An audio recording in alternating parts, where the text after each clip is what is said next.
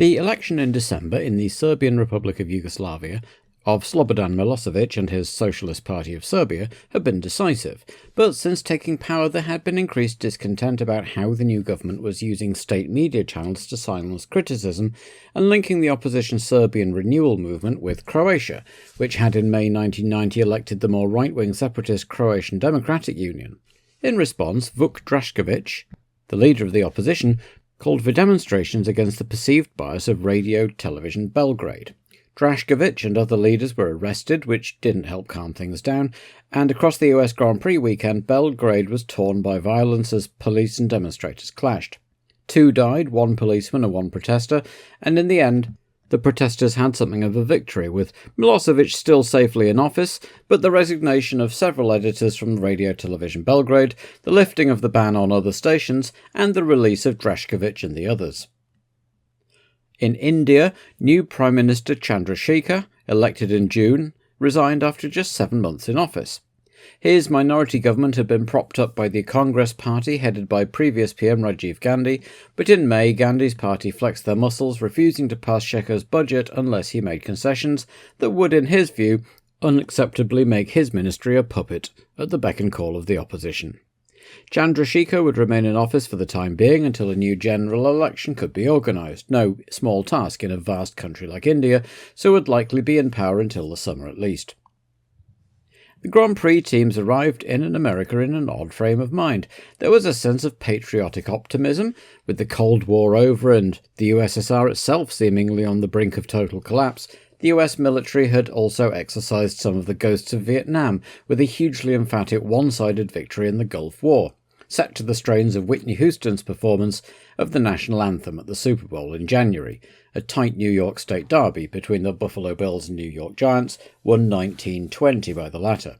Thanks, by the way, to Ken Mograd 2009 for bringing that one up in the comments to the previous video. At the same time, though, the nation was in the 8th month of an economic recession, and things hadn't been rosy for a while before that. Unemployment remained high, economic inequality particularly obvious, especially in the large cities, and the Rodney King video had highlighted underlying racial tensions too. And even after moving the race in Phoenix out of the summer heat, crowds were once again notably thin on the ground for the opening race of the 1991 season, F1 still very much not having broken through in the US, especially now in the absence of any American drivers or teams. The track layout had been changed from the previous 2 years, the point and squirt section right after the start replaced by a more sweeping curve and a tight hairpin, the net result of which had been to make lap times quicker. So as everybody set up and went out for their first recon sessions, the talking over the winter was soon to be put to the test.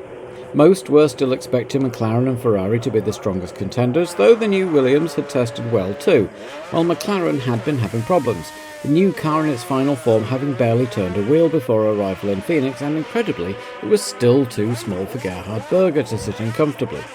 Berger had been vocally disappointed with the FIA's decision to defer new rules mandating a larger cockpit size, and Phoenix was rife with rumours that with McLaren having recently signed IndyCar star Michael Andretti to a testing contract, the Austrian had better watch his step. Jean-Marie Balestre, meanwhile, evidently with an eye on Andretti, had announced that anyone taking part in the opening kart race at Surfers Paradise next week would be banned from F1 for the year. Michael Andretti had been linked last year to Benetton, who were pinning a lot of hope on their new car due later in the year, but it remained to be seen how the switch to Pirelli rubber would affect the B190 in the first couple of races. The Italian firm had promised them development input, and the new car was being designed specifically to work with the Pirelli rubber, but for the time being, who knows what the B190 would be like. The 2 new teams, along with Scuderia Italia, Fonmetal and Coloni, took to the track first for pre-qualifying, with Pirro and Leto and the Delaras easily faster than anyone else, Larini nearly a second and a half off Leto's time, and Gasho taking the 4th available slot just ahead of his teammate De Cesaris, who missed a gear on his fast lap, while Van der Poel in the second Lambo encountered a protester on track on one fast lap and then his engine failed, so he was some 8.7 seconds adrift, but hopeful for next time. Pedro Chavez also had a prang and hadn't been able to put up a decent time, so it looked so far as if there was nobody really miles behind in the way that there had been in 1990.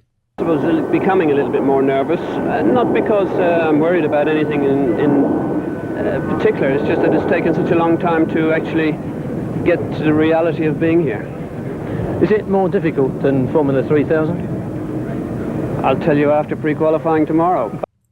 The McLaren team were playing things down after a troubled winter testing programme, and indeed Friday's main qualifying session saw Jean Alesi take provisional pole on the track where he turned so many heads last year, albeit only 1/100th quicker than Senna. Ayrton, complaining that the cars had got so much more complex, sat up all night with his engineers, getting the hang of the technical new McLaren. Meanwhile, person or persons unknown to this day were hard at work in the Leighton House garage.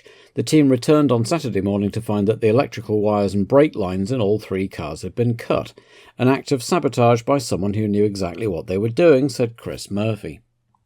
Satisfied with his night's work at least, Senna went out on Saturday to knock almost a full 2 seconds off his time, while Alesi clipped a tyre barrier late on trying to beat it. So, the 1991 season would start where 1990 had left off, Senna on pole in a McLaren, Prost alongside in a Ferrari, a full second and a bit behind Senna. Patrese and Mansell in the new Williamses were on row 2, followed by Piquet 5th in the old Benetton and Alesi. Berger had improved from 11th to 7th and sat alongside Moreno, and then the excellent Delaras taking up row 5. Stefano Modena put the new Tyrrell Honda combination 11th, and his old teammate Brundle was alongside. Mika Hakkinen would make his Grand Prix debut from an encouraging 13th, alongside Gasho in the new Jordan. The new Lambo was 17th in the hands of Larini, and the other race debutant Mark Blundell put his Brabham 24th. Just ahead of Alboreto and Morbidelli, with Eric Comas just missing out ahead of Caffey, and rusty returnees Johansson and Bailey. The tricky, bumpy street circuit wasn't necessarily a great indicator of either driver talent or car potential, but at this stage the new teams were looking quite good, whereas the older teams Minardi, Footwork and Ligier, with their new engines, not so great. It was Gerhard Berger's 100th Grand Prix, and Nigel Mansell's 150th as both drivers lined up behind their respective teammates.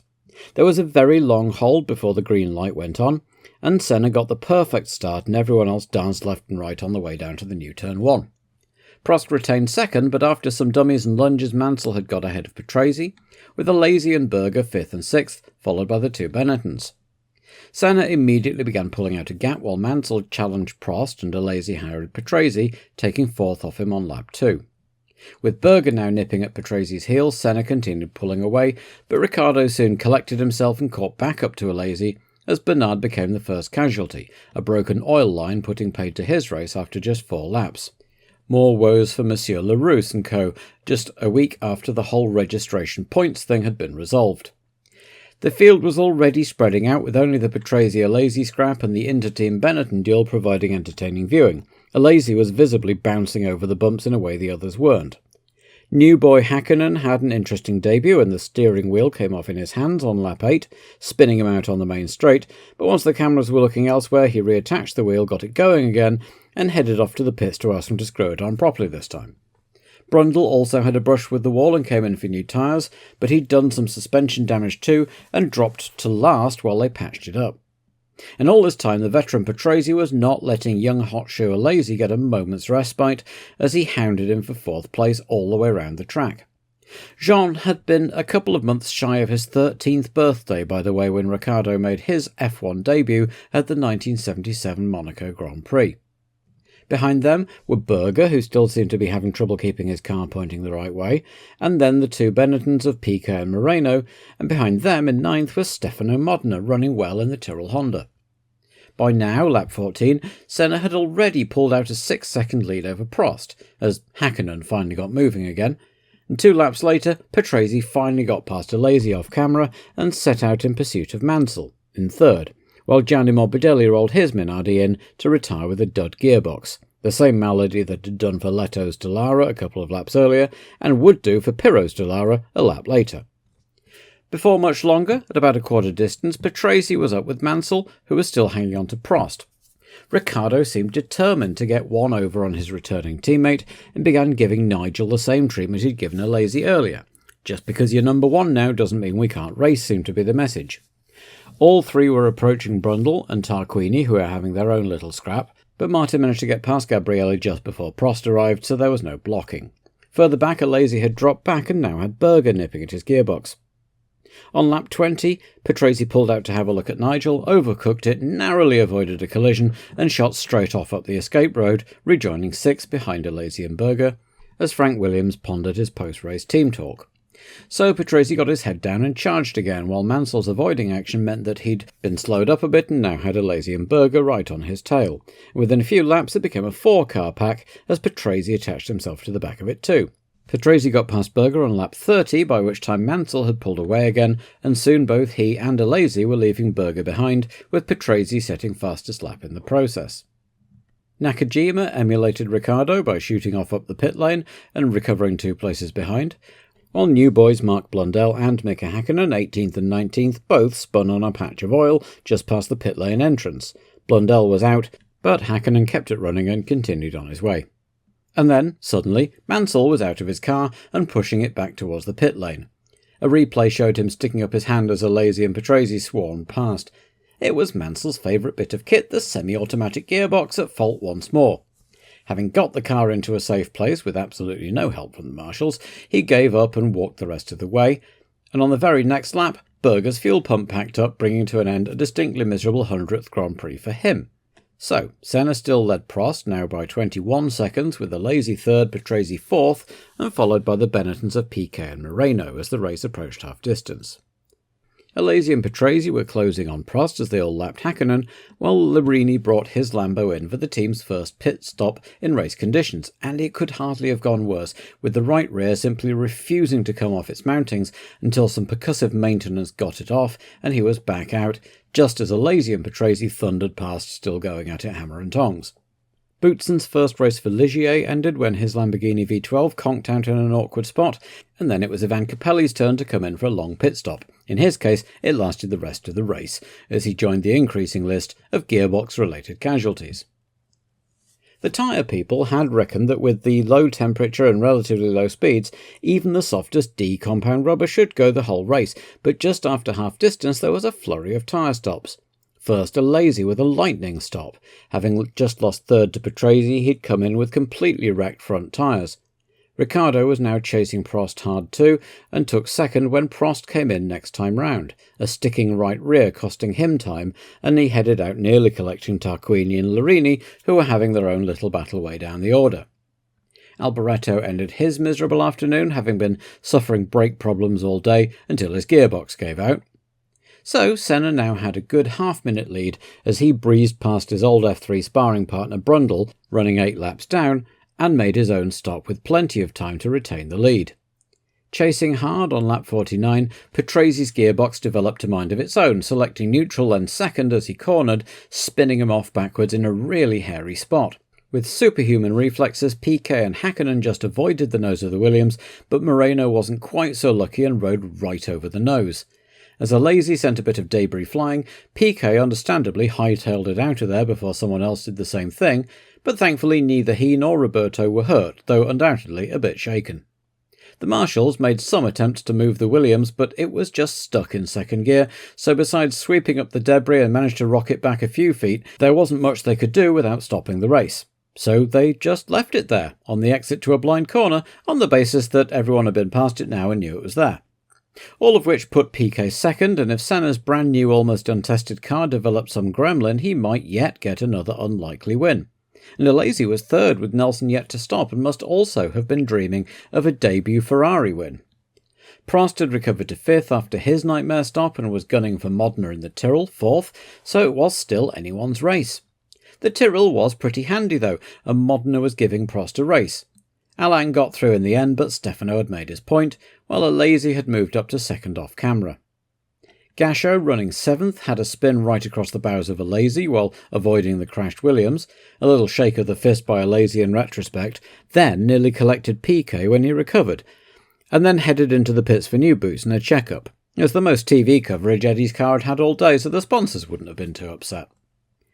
Prost was having déjà vu as he lapped Nakajima, running 9th in the other Tyrrell, and once he was past, he had a clear shot at Piquet. As Hakkinen's Judd V8 expired spectacularly, his eventful debut finally coming to an end after 59 laps, and leaving a patch of oil on the track as a souvenir for everyone else to look out for. With Prost rapidly approaching from behind and Alesi easing off a little after getting a fuel warning from the pit, Piquet was now the cheese in a Ferrari sandwich. With Senna now setting a fairly leisurely pace at the front, pundits got their calculators out and figured that the race might actually hit the 2-hour limit before it hit the scheduled 82 laps. As lap 70 began, Alesi's gearbox stuttered briefly, and both Piquet and Prost pulled out to overtake. Then, in a great move, Prost feinted left and darted right, Alesi made room, and Prost was in second going through the turn.